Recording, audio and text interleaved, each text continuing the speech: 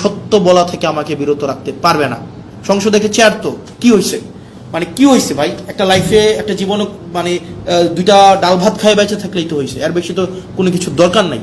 মানে মাইরা ফেলবেন, ফাইন, মাইরা ফেললে একটা বৃহৎ একটা মহৎ কোনো কিছুর জন্য মৃত্যু, একটা স্বাভাবিক একটা বিছানায় পড়ে মৃত্যু, দুইটা তো সেম না। বয়স আমার মাত্র 27 বছর 7 মাস, ছোট মুখে অনেক বড় কথা বলছি।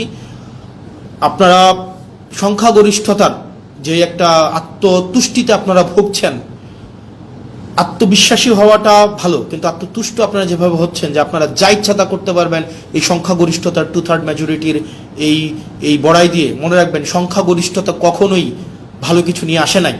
আপনার 96-তে আপনার 91-তে সংখ্যাগরিষ্ঠতা ছিল, at the end of the day রাষ্ট্রের সংকটের দিকে আপনারা নিয়ে গিয়েছিলেন। 2001-এ যখন আপনারা সরকার গঠন করলেন তখন আপনারা হচ্ছেন সংকটের দিকে নিয়ে গিয়েছেন। রাষ্ট্র, সরকার, জনগণ আপনাদেরকে সুযোগ দিয়েছিল আপনারা আবার ইতিহাসের ইতিবাচক একটা অংশের পার্ট হওয়ার, কিন্তু দুঃখজনক বিষয় আপনারা সেটা হন নাই।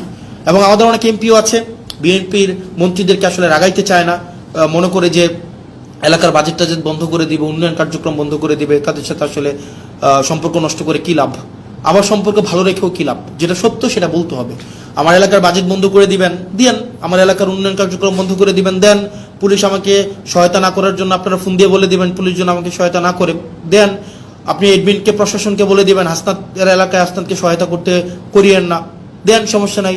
দিন শেষে আমি এটা বিশ্বাস করি বাংলাদেশের জনগণ আমাদের পক্ষে আছে, দেবিদ্বারবাসী আমার পক্ষে আছে।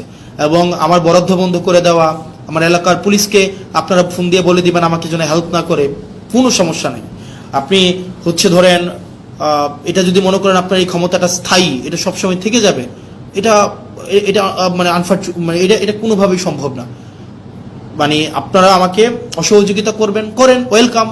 দেবিদ্বারবাসী জানে, দেবিদ্বারবাসী এমনি 17 বছর ধরে বঞ্চিত ছিল, হয়তো আর কিছুদিন থাকবে। আপনারা আমার হয়তো উন্নয়ন কার্যক্রম আটকাই দিবেন, আমার বিভিন্ন কাজ আটকাই দিবেন, পুলিশ হয়তো আমাকে অসহযোগিতা করবে, অ্যাডমিনিস্ট্রেশন আমাকে হয়তো অসহযোগিতা করবে, কিন্তু সত্য বলা থেকে আমাকে বিরত রাখতে পারবে না। সংসদে চেয়ার তো কি হয়েছে, মানে কি হয়েছে ভাই? একটা লাইফে একটা জীবনে মানে দুইটা ডাল ভাত খায় বেঁচে থাকলেই তো হয়েছে, এর বেশি তো কোনো কিছুর দরকার নাই। মানে মাইরা ফেলবেন, ফাইন, মাইরা ফেললে একটা বৃহৎ একটা মহৎ কোনো কিছুর জন্য মৃত্যু, একটা স্বাভাবিক একটা বিছানায় পড়ে মৃত্যু, দুইটা তো সেম না। একটা মহৎ কিছুর জন্য মৃত্যু, আমি নিজেই তো আত্মতুষ্টিতে থাকবো যে না, একটা মহৎ কিছুর জন্য মারা গিয়েছে বা মেরে ফেলা হয়েছে, সো হোয়াট। পরিবার, ব্যক্তিগত স্বার্থ, ব্যক্তিগত চাহিদা সবকিছুর ঊর্ধ্বে উঠে এই বাংলাদেশের দলের ঊর্ধ্বে উঠে বাংলাদেশের স্বার্থ আমাদের প্রয়োজন আছে।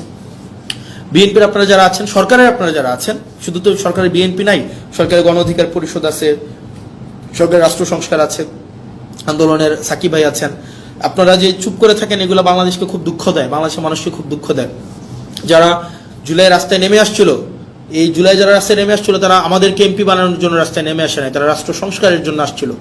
দুঃখজনক বিষয়, আপনারা কার প্ররোচনায়, কার কথায় বা কিভাবে আপনারা একটা ব্যাকওয়ার্ড মুভ নিয়েছেন, সেটা আমাদেরকে অনেক বেশি আমাদেরকে কষ্ট দেয়।